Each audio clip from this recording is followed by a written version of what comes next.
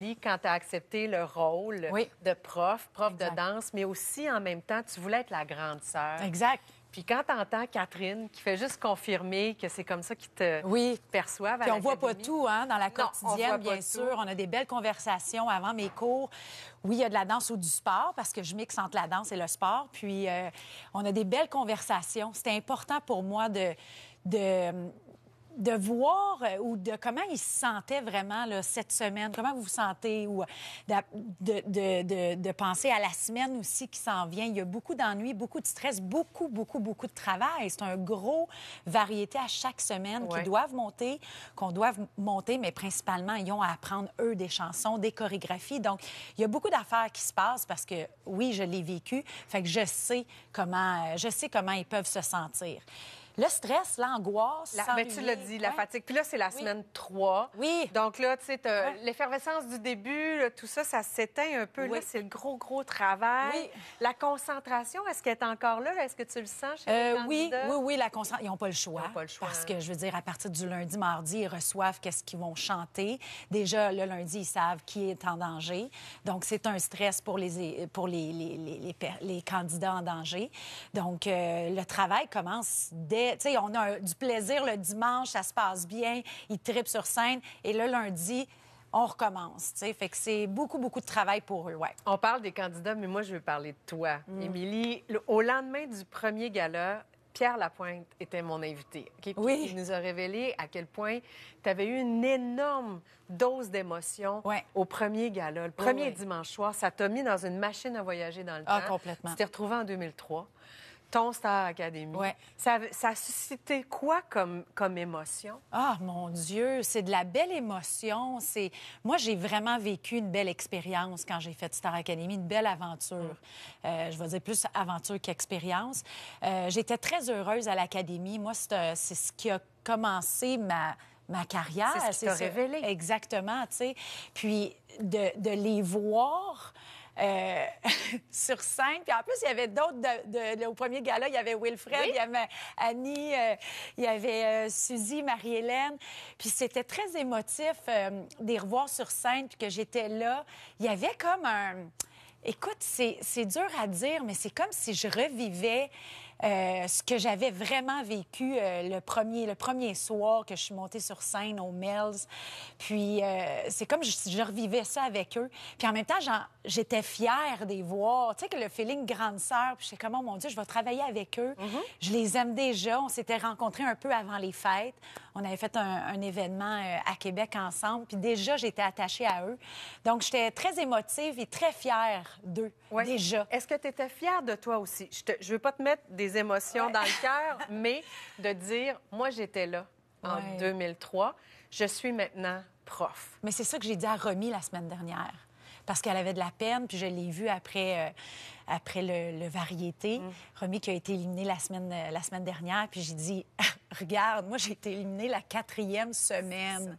Tu sais, que tu sois éliminée la 2e, la 3e, la 4e, on s'en fout. Tu as eu une superbe tribune. Là, maintenant, c'est à toi de te lancer, puis c'est à toi de continuer à travailler. Regarde-moi, là, 22 ans plus tard, je me retrouve prof. Qui sait que dans 22 ans plus tard, il va y avoir encore des Star Academy ici au Québec, puis tu vas être prof ou tu vas être directrice. Tu sais, ça, c'est... Là, c'est à ton tour. Là. Fais ta musique.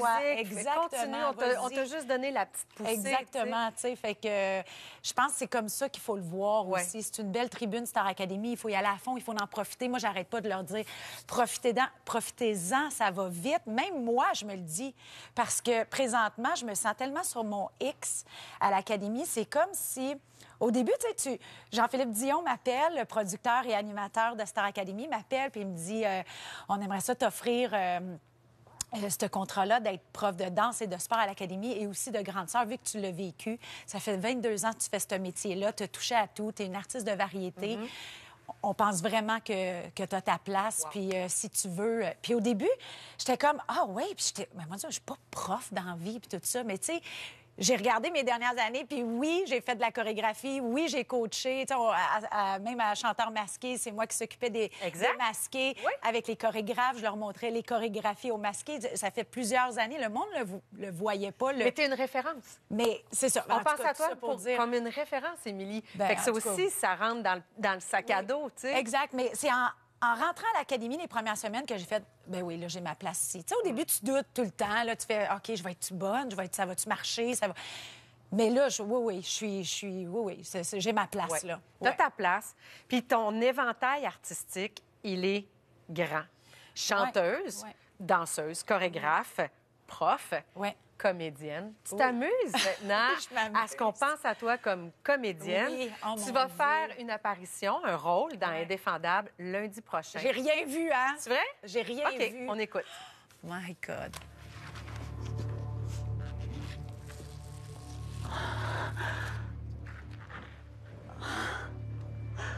Je t'ai fait du café. Ma tête.